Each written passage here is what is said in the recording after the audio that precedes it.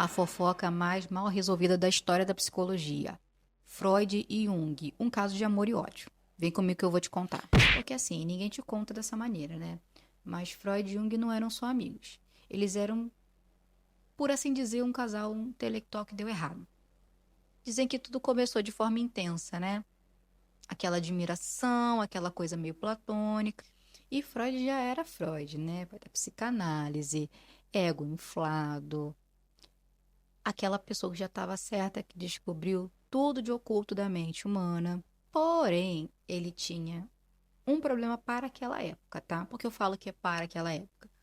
Porque ele era judeu. Um mundo, né? Num mundo contemporâneo que não morria de amores pelos judeus, né? Principalmente aqueles que se achavam dono de todas as teorias científicas e metidos a revolucionário da ciência.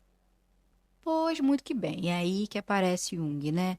Jovem, um médico renomado, branco, suíço, carismático.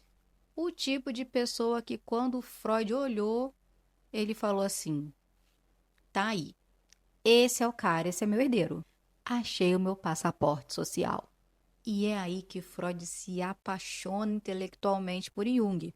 E não no sentido romântico, tá? Ok, talvez fosse no sentido romântico. Mas nesse caso, a gente está partindo da premissa que não foi. Mas sim no sentido mais perigoso que existe, que é a idealização. Eis que eles tocam cartas, muitas cartas, cartas intensas. O tipo de cartas que hoje fariam qualquer supervisor de psicologia ficar de sobrancelha levantada. Assim, ó. Digo para vocês. Aguardem.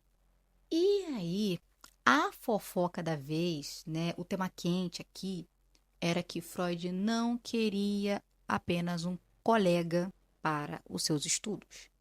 O que Freud queria, afinal de contas? Então, Freud queria um filho simbólico. Queria um herdeiro que levasse a psicanálise à frente do jeito que ele elaborou. E Jung, assim, no começo Jung aceitou. Só no começo. Fica aí. Porque assim, o Jung não era um cara muito submisso, né? Ele tinha uma carreira, ele tinha uma história, ele tinha berço. E ele não conseguia conceber aquela parte da teoria freudiana que a maioria das pessoas também não consegue conceber, que é que tudo passa pelo sexo. Para ele também isso aí não era uma realidade, tá? Fica aí meu apoio a Jung.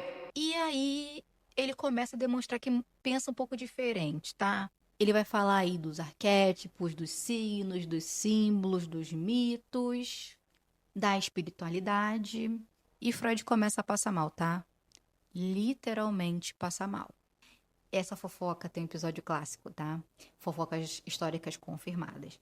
Freud, ele vai desmaiar assim que o Jung dá uma dura nele em relação ao seu posicionamento.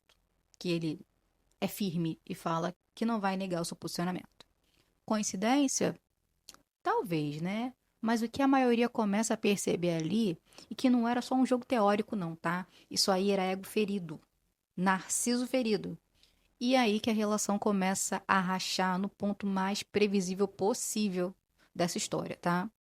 Jung queria crescer, Jung queria expandir sua teoria, e Freud queria continuidade sem mudar nada. Freud queria continuidade sem desvio. Basicamente, Freud dizia assim: você pode inovar, mas você não pode mudar nada, hein? E imagina-se que Jung falava: tá bom, vai ser assim, então tá. Só que não dá. E aí que vem o rompimento da coisa. Rompimento da relação. E não pense que houve uma conversa madura, não, tá? Nada de sentar e conversar, nada de vamos concordar e discordar. Nada disso. Foi corte seco, silêncio, ressentimento, dor. E cada um foi seguindo seu caminho. E, claro, falando mal um do outro nas entrelinhas, tá? Como sempre, como toda briguinha de família.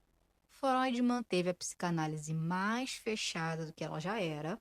O Jung virou o místico da psicologia, cujo qual é amado por uns, odiado por outros, mas o que a galera inteira da psicologia entende é que ele é um cara holístico, ele é um cara desconstruído e acusado frequentemente de viajar demais. Moral dessas fofoquinhas aqui. Tá bom? Vamos para a moral dessa fofoca. Essa história nunca foi sobre discordâncias de teorias, tá? Ela foi sobre poder, legado, medo de perder o controle e a dificuldade de permitir que o outro cresça para além de você e diferentemente de você. E no fim, Freud perdeu Jung, e Jung perdeu Freud, e a psicologia ganhou duas escolas teóricas diferentes, que nasceram de uma briga mal elaborada. E como toda boa fofoca ensina, quando a relação acaba mal, não é necessariamente por causa do conteúdo das opiniões, mas sim por causa do vínculo. E isso foi o Psi com Fifi, porque até na história da psicologia ninguém acaba ileso não, gente. Quer saber mais? Continua seguindo aí, curtindo que eu vou contar.